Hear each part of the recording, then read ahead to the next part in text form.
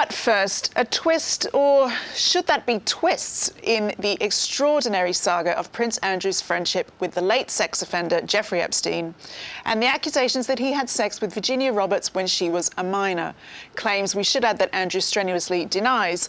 The Mail's Stephen Wright and Richard Pendlebury have produced a series of pieces that raise questions about not only Andrew's defence, but also the claims of his accuser. I stress we wanted to do this in as forensic a manner as possible, Richard and I and our team, but there are discrepancies and there are holes in the stories of both the accused and the accuser.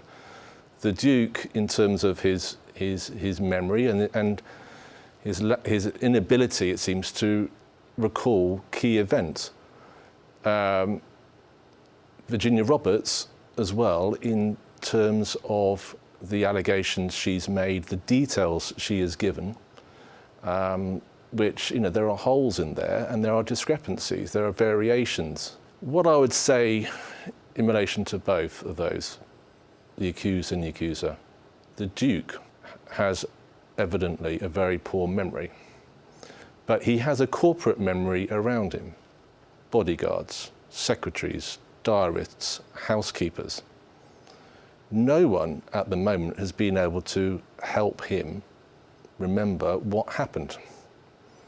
Virginia Roberts had a very troubled childhood, teen years, issues around abuse, drug abuse, mental health issues, alcohol issues.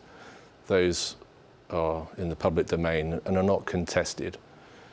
So you could argue that if her memory is not so reliable or you've seen some issues, then there is maybe some mitigating circumstances. With the Duke, it's more difficult, I would say, because of the people around him who could help jog his memory. Well, Richard, there were some eye-opening suggestions in these series of articles, weren't there? Yeah, I mean, it was a fascinating series, but also profoundly depressing and disturbing, really. I mean, the one that really fascinated me related to the fateful Newsnight interview.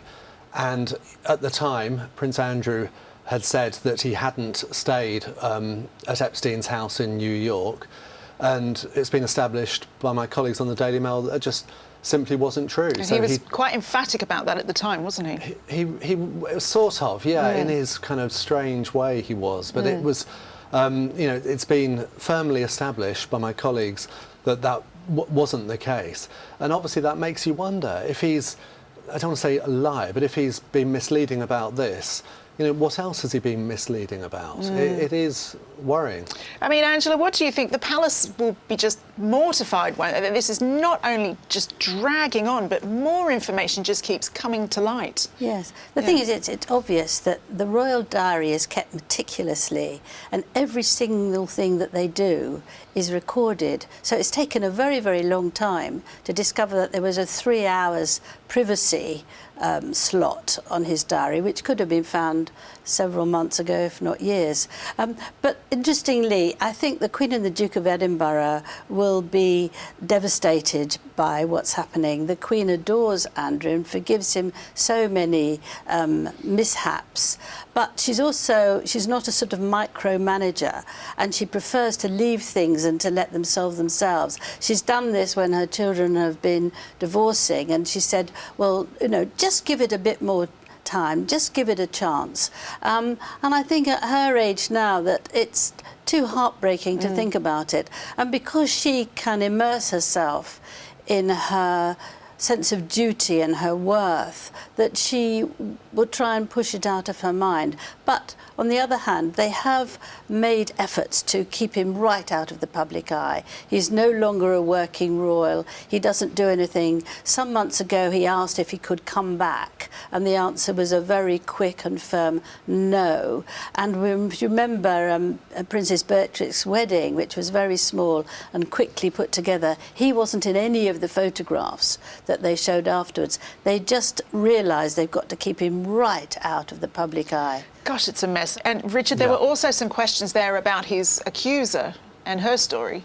Yeah, I mean, the articles have been scrupulously balanced and fair. They haven't sort of been arguing one side or the other. They've just been going through in forensic detail, essentially, the alibis of Prince Andrew and his accuser. And his accuser's alibi in her case, you know, it doesn't really stack up either. She's gone back on things which she had previously said, I think in sworn testimony, which is disturbing. And I mean, in a way, in her case, you can sort of understand it a bit more. I mean, she was very young. She was a child when Yeah. she started working for Epstein for whatever reason. So it's kind of more understandable than in Prince Andrew's case. But it's all just, you know, the courts now in America have the duty of sort of going through this stuff in the case of Ghislaine Maxwell. And that's when we'll be hearing a lot more about it. But from Prince Andrew's case, and certainly in my opinion, he really does need to give an interview to the FBI and tell the whole truth and say what he knows, you know, what he doesn't know, and answer the questions that they have. It's no good trying to fob them off with some kind of statement, pre-prepared statement or something. Gosh, do you know, it's so funny. Well, not funny, but I almost forgotten about Ghislaine Maxwell. There's that whole time bomb to come as well in Revelations next year. But Angela, if you were giving Prince Andrew any advice, what would you dare sort of say at this time? Well, it would be a tricky one, but actually I feel that he should talk to his daughter, Princess Beatrice, because she interviewed the people from Newsnight who were going to do the interview, and 3 days before it took place, and she felt very uncomfortable and she didn't want him to do it, but he was quite keen to do it. She felt it would intrude in his private life, but they persuaded him and he persuaded her, and afterwards she was in tears and she felt it was her own fault that it all went so very wrong, because she decided that, you know, knew that it would happen. She was apparently in tears for weeks. But the interesting thing is that both Andrew and Fergie, the Duchess of York, turned to Beatrix for advice, because they've always felt she's an old head on young shoulders, and she has seemed to be very sensible, apart from hats occasionally. Oh, that wasn't her fault. We know no, that one now. But she's grounded and she's got perspective on things, which unfortunately we think Prince Andrew just doesn't have, and nor does his ex-wife.